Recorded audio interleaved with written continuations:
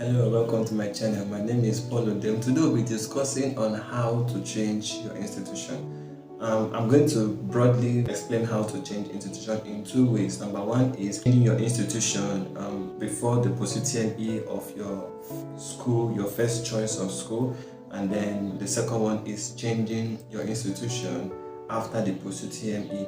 So without further ado, let's get into the video.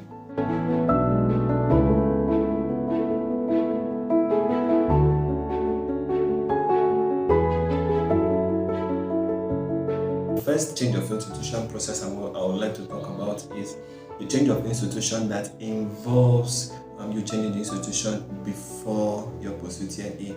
Now remember that most universities in Nigeria would only admit people or would only allow students that actually put in their institution as their first choice to write the post-UTME exams or the screening exams or the screening exercise, okay?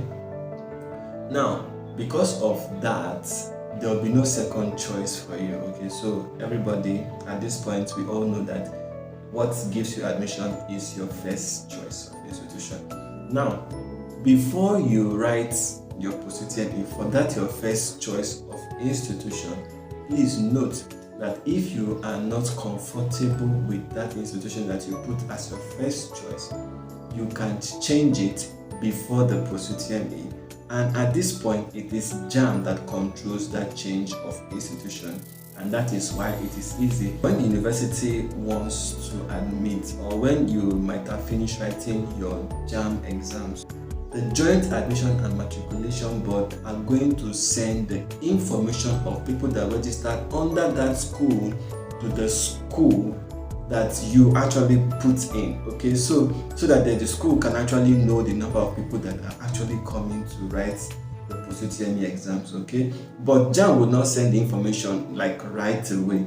They'll wait for a particular period of time before they can send the information, and even if they send the information, they can actually change it if you change the institution of studies, okay. So JAMB can send your information to your new institution of studies. So, but when they have written the post-UTME at that particular point, JAMB have hands off from your matter. And you go to JAMB website, you buy the change of institution form for about 2,500 naira as at 2022. You fill in the information and then you submit it to JAMB. It is that simple. You submit it and then your institution will be changed.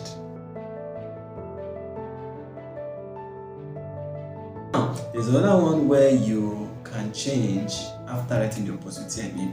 Now, in 2022, University of Nigeria just hiked their school fees from about 77,000 naira for freshers to about 120,000 naira for freshers. Now, that happened during the period of their screening. So if that kind of thing happens and you want to change because of the financial burden that the school have actually placed on you being a student moving forward, then at that point you are changing when they have already done screening. So if you want to change during that process, it's going to be difficult because there are some rules guiding that change. Now, at this point, you'll not be doing change of course again, you'll be doing transfer. There's a difference. Change of course is changing, or change of institution has to do with JAMB controlling the whole change of institution stuff. And once you've crossed the post-UTME threshold, at that point, it's no longer called change of institution, it's called transfer of institution. So you're transferring from one institution to the other. And there are rules, like I said earlier, that you have to be eligible for you to transfer to a new institution. The rules that embraces or that encompasses or that envelopes you moving to a new school or transfer to a new school is that number one, you have to have at least a CGPA of 2.0. Now, I mentioned something about a CGPA of 1.0 for people that are doing change of program. It's not, that is the minimum, but if you have a higher CGPA, you stand a higher chance of being accepted in your new school. The same thing with having a CGPA that is more than 1.0, you have a higher chance of being accepted in your new program. So 2.0 is the minimum. But if you actually want to actually transfer and you want your eligibility to get higher, I think you should aim at having about 4.0 to about 5.0, or between 3.0 and 5.0. I know I talk a lot about 5.0, like 5.0 is my mind. 5.0 is not my mind. It's difficult to have 5.0, but if your plan is actually to move away, then you should aim at having a high CGPA so that your approval can be, your application can be approved. The second criteria is that you have to complete your 200 level before you can actually seek for transfer. You're supposed to finish your year 1 first and second semester, and also you have to have finished your year 2 first and second semester before you can actually ask for transfer. So if you're just entering and you want to transfer like next year, it is not possible. You cannot transfer until you are done with your year 2 second semester. Now also, when you are moving to a new school, your previous course or your present course will be the same course that you move to. Say for instance, you are doing pharmacy, you have to when you're transferring, you have to transfer to a school that has pharmacy and that is currently accredited for pharmacy, because that is where you'll be transferring to. And also your JAMB score has to be a JAMB score that is approved by your new school. For instance, most schools admit people with a JAMB score of 120. Some people admit students with a JAMB score of 180.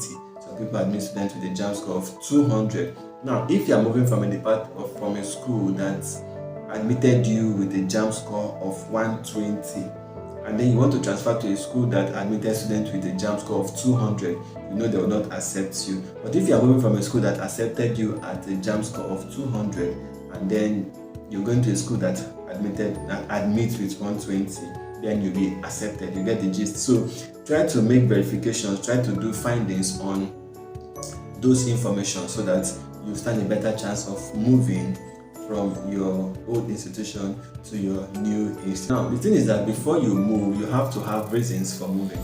And there are so many reasons why people move, okay?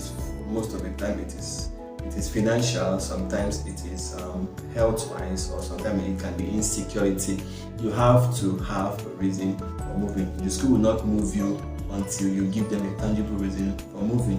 For example, people that have terminal illnesses and they need to be close to family members, if you submit that as your reasons for moving, they may approve you, or there's a big chance of you being approved, because in terminal sickness conditions, you have to be close to family members in case you run into crisis or something like that. So when you put that as a reason, then there's a big chance that you'll be approved for movement into a different school. And you have to have that terminal illness, because you're going to have a medical record back in school, so they can always flip through your medical record to make sure that you're actually telling the truth.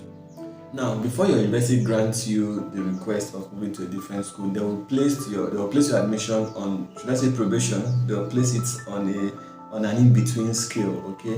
So when they approve it, at that point in time, you are practically a lesser student of the school. So if your approval is being denied, you cannot continue with your mates. You have to go down to year 1. So instead of going to year 3, you come back to year 1, while your friends are going to year 3. So you drop by 2 years because your approval is being denied. So be careful whenever you're making such movement or such plans to move to a different school, because sometimes it can kill your whole motivation. And besides, when you're moving to a different school, please note that you are going to year 2, and now you're not going to year 3. You're going to year 2, so you repeat the year 2 that you've already done in your previous school. If you did transfer successfully and you're watching this video right now, I know that I missed out a lot of things because I'm not speaking from experience, I'm speaking from research. Okay, so please, if you actually did transfer, or you know anybody that did transfer, please send me your experiences on how the transfer process went, because I had a friend that wanted to transfer from University of Nigeria. I had a friend that wanted to transfer from University of Uyo to Nigeria University, and the approval was cancelled, and he dropped out of school because he was in year 3 at the time of wanting to transfer. And at that point, when the application was cancelled, he was supposed to go back to year 1, and because of his mates were going to year 4, he actually dropped out of school altogether. So tell me your experience on how your transfer went, if you actually did transfer. If you have any questions, please try to drop it on the comment section below. I will answer as soon as possible. And if you don't want to drop in the comment section below, you can actually get to me using my email address that is somewhere in the description section, and also my phone number. I think I like dropping my phone number. But if my phone number is not there, just use my email address, okay? Thank you for watching. If you have not subscribed, please subscribe to this channel. It's by your subscription that you make this channel move forward, and also it's by your subscription that YouTube can actually make this video with people that are actually looking for it, if you understand what I'm saying. Thank you for watching. I guess I'll see you in the next one.